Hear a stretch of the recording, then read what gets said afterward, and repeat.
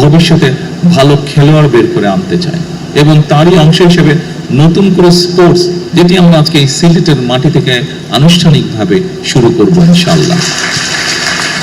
আমি গতকাল জিজ্ঞেস করেছিলাম আমাদের যে স্পোর্টস মিনিস্টার আছে আমিনুল, তাকে আমি জিজ্ঞেস করলাম যে কত বাচ্চা এনরোল হয়েছে।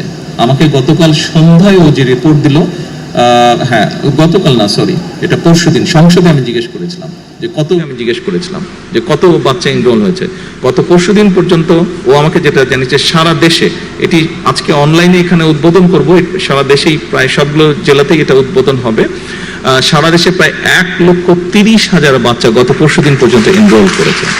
কাজেই উপস্থিতিবৃন্দ, আমরা এই 1,30,000 বাচ্চার ভিতর থেকে নিশ্চয়ই 7-8টি ওরা স্পোর্টস ঠিক করেছে। এর ভিতর থেকে নিশ্চয়ই আমরা এমন কিছু খেলোয়াড় বের করে নিয়ে আসতে পারবো যারা ভবিষ্যতে ইনশাল্লাহ দেশের জন্য স্বর্ণ পদক ছিনিয়ে নিয়ে আসবে আন্তর্জাতিক অঙ্গন থেকে। দেশের সুনাম তারা বৃদ্ধি করতে সক্ষম হবে আন্তর্জাতিক অঙ্গনে, দেশকে তারা তুলে ধরতে পারবে।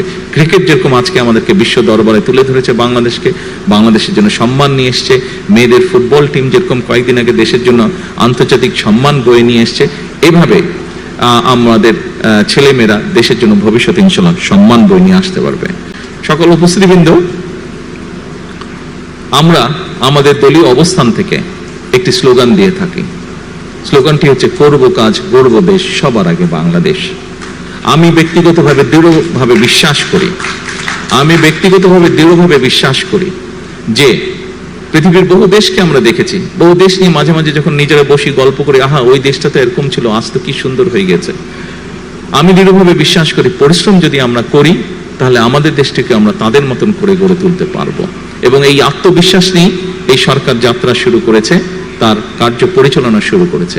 এবং এই আত্মবিশ্বাস, আমি মনে করি আজ আমরা যাত্রা শুরু করেছি, এই কাজগুলোকে দেশ এবং দেশের মানুষের জন্য যে কাজগুলো আমরা শুরু করেছি, আমাদের ভবিষ্যৎ প্রজন্ম সেই কাজগুলোকে ইনশাল্লাহ এগিয়ে নিয়ে যেতে পারবে এবং আমরা আমাদের একটি প্রত্যাশিত বাংলাদেশ গঠন করতে সক্ষম হব ইনশাল্লাহ একদিন।